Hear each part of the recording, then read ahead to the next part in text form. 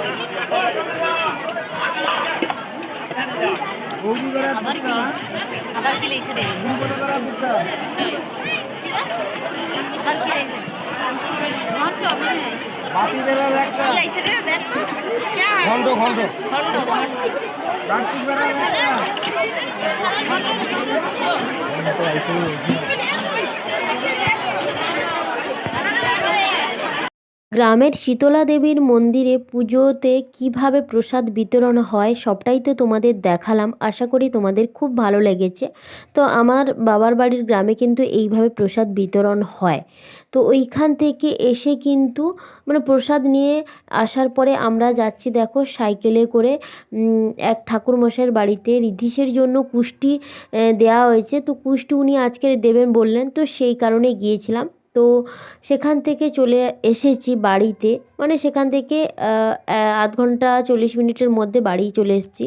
আর সকালবেলার কি প্রসাদ এনেছি তোমাদেরকে দেখাচ্ছি। দেখো এদিকে রয়েছে ডাল, এদিকে রয়েছে মাছ, আর অন্য প্রসাদ তো রয়েছে, এদিকে রয়েছে চাটনি, তারপরে দেখো ঘন্ট রয়েছে, আর এটাও একটা তরকারি রয়েছে। দেখো মাথা দিয়ে কি একটা তরকারি, এটা হচ্ছে শাকের তরকারি, আর মাছ যে দেওয়া হয়েছিল তার কিন্তু ঝোল। তো এই সকালের কিন্তু হয়েছিল, এই সকালে যে প্রসাদ ধরা হয়েছিল এইগুলোই কিন্তু ছিল। আর এইদিকে দেখো শাশুড়ি মা তো আসেনি, তো শাশুড়ি মার জন্য সব কিছু প্যাকিং করে দিচ্ছি, আর কিছু জিনিস ছিল সেগুলো কিন্তু একেবারে দিয়ে দিচ্ছি। রিদ্ধিশের পাপা কিছুটা বাড়ি নিয়ে চলে গেলে আমার কিছুটা সুবিধা হয়, তো সেই কারণে কিছু জিনিস কিন্তু ওকে দিয়ে দিচ্ছি। আর আমি এখন দেখো রেডি হয়ে বেরিয়ে পড়েছি ঠাকুর মন্দিরে যাব বলে। মন্দিরে যাব বলে রেডি হয়ে পড়েছি, আর সবাই চলে গেছে, আমি সবারই লাস্টে। আর কপিরাইট আসবে বলে আমি বেশি কথা বলছি না। যাই হোক, মন্দিরে যাই। আমার কমিটির ছেলেরা কিন্তু গন্ডগোল হচ্ছে। সবাই মন্দিরের সামনে চলে আসো।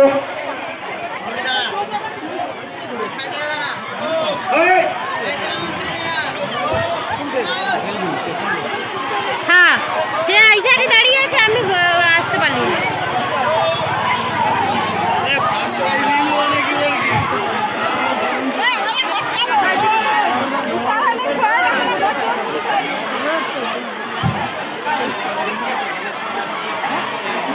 খাইতে হবে, খাওয়া দাওয়া জল খাইতে হবে, গলায় যেন নাই লাগে। 5 টাকা জল হবে। গতকাল পুজো হয়েছিল, শীতলা ঠাকুরের পুজো হয়েছিল, আর গ্রাম দেবীর পুজো মানে শীতলা মায়ের পুজো। তো পুজো হয়ে যাওয়ার পর আজ সকালে কিন্তু প্রসাদ বিতরণ হলো। তো প্রসাদ বিতরণ কিন্তু সকালবেলা হয়ে গেছে। তারপরে দুপুর 12টার সময় পুজো করে এখন বাজে কিন্তু 1:30, আর 1টা থেকে দেখো বাতাসা হরিলুট হচ্ছে। অনেক অনেক বাতাসা, প্রায় 4-5 কুইন্টাল এরকম বাতাসা হরিলুট এখানে কিন্তু হচ্ছে। তাই জন্য সবাই দেখো ঠাকুর মন্দিরে এসেছে পুজো দেখতে, আর বাতাসা মানে কুড়িয়ে নিতে সবাই এসছে। দেখো, আর এত বাতাসা হরিলুট হচ্ছে, মানে এত মানুষের ভিড়, এত মানুষের মহামিলন। সত্যি কথা বলতে কি হয়, এই পুজো এলেই না সবাই একসঙ্গে হই, সবাই একসঙ্গে ঠাকুর দেখতে যাই, ওর সঙ্গে দেখা হয়, ও তার সঙ্গে দেখা হয়, মানে মনটাও ভীষণই ভালো লেগে যায়। আর আমি যখন ঠাকুর মন্দিরে যাই তখন যে দাদার বাড়িতে গিয়েছিলাম, তো সেই দাদার বাড়ির বৌদিও কিন্তু এসেছিলো, তো সেই জন্য ওকে একটু কোলে নিয়েছিলাম। আর ঋদ্ধিষকে বাবা নিয়ে আছে, তাই ওকে আর তোমরা এখন দেখতে পাচ্ছ না। আর এই যে ভেতরের দিকটায় দেখো, এই ভেতরের দিকটায় কিন্তু অনেক মানুষ বসে রয়েছে। আর বাবা দেখো এত গরমের মধ্যে তো মা বাবা সবাই চলে এসেছে, স্নান করেনি, অনেকে স্নান করেই সবাই এসছে, কিন্তু মানে দেখো আবার অনেকেই কিন্তু চলে এসেছে, কারণ 12টা 12:30 থেকে পুজো হচ্ছে সেই কারণে। এখন বাজে 6:30, আর এখন দেখো এই যে রেডি হয়ে বেরিয়ে পড়েছি বাজারের দিকে যাব বলে। আমি, জামাইবাবু, দিদি, মানে সবাই মিলে যাব বাজারের দিকে, যাব ঘুরতে। তো ওইখান থেকে এসে আবার ঠাকুর মন্দিরে যাব।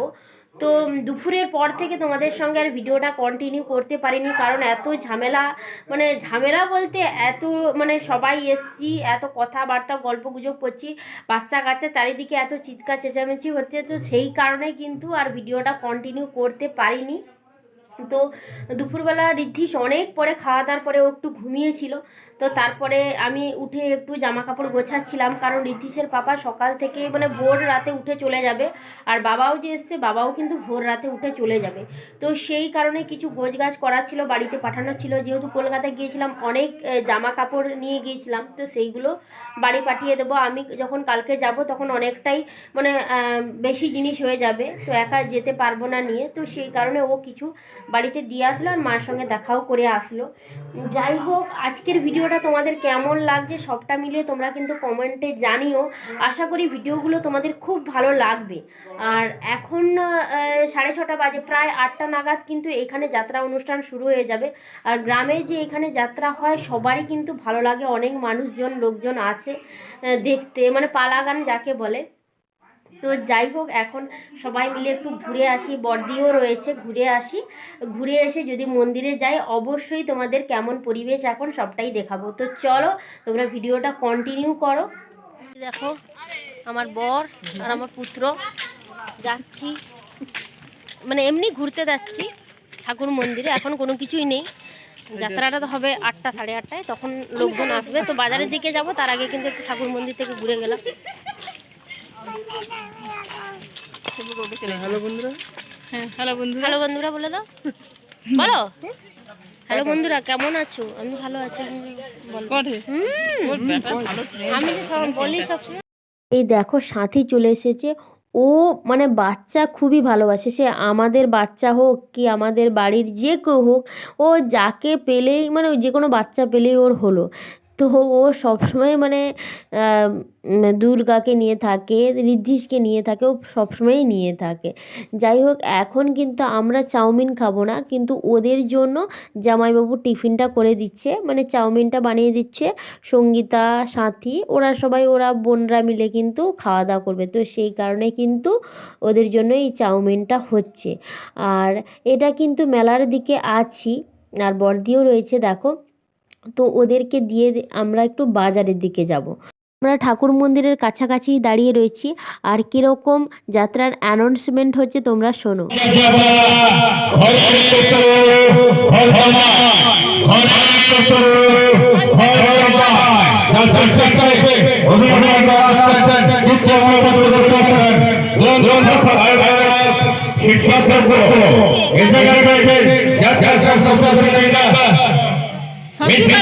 এই দেখো বাজারে চলে এসেছি আর বাজারে এসেই কিন্তু চাউমিন খাবো, তাই চাউমিন কিন্তু সবার জন্য রেডি হয়ে যাচ্ছে।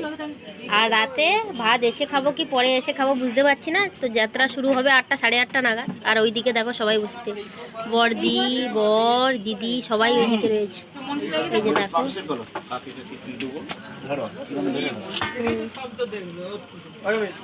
আমাকে এইদিকে একটা দিয়ে দাও, এইদিকে দুটো